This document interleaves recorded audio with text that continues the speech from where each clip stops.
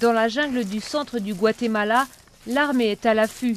Dans son collimateur, les Zetas, un cartel mexicain qui fait transiter par ici 250 tonnes de cocaïne chaque année en direction de l'Amérique du Nord.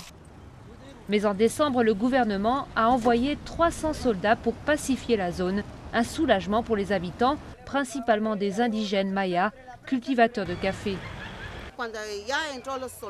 Il y avait des soldats et des policiers dans toutes les rues, partout. Et puis les tueries se sont arrêtées. Pour l'instant, le cartel semble avoir décampé.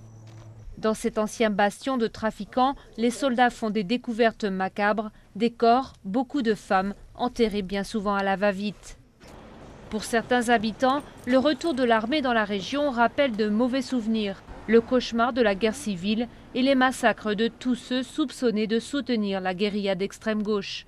En 36 ans, le conflit aurait fait 200 000 morts, pour la plupart des agriculteurs indigènes. En 1982, Ana a perdu son frère, disparu après un contrôle à un barrage de police comme celui-ci. Pour moi, ça ramène tout à la surface. Ça ouvre des plaies qui commençaient juste à guérir. Depuis 1996, la guerre civile est terminée. L'armée a été réduite à 17 000 hommes et selon ses responsables, ses pratiques ont beaucoup évolué. Le gouvernement a décidé de maintenir l'état de siège militaire dans la région car le cartel des Zetas est composé de déserteurs de l'armée mexicaine, des hommes extrêmement bien entraînés qui devraient très vite se ressaisir. Et cette fois-ci, c'est une guerre de la drogue qui est à craindre.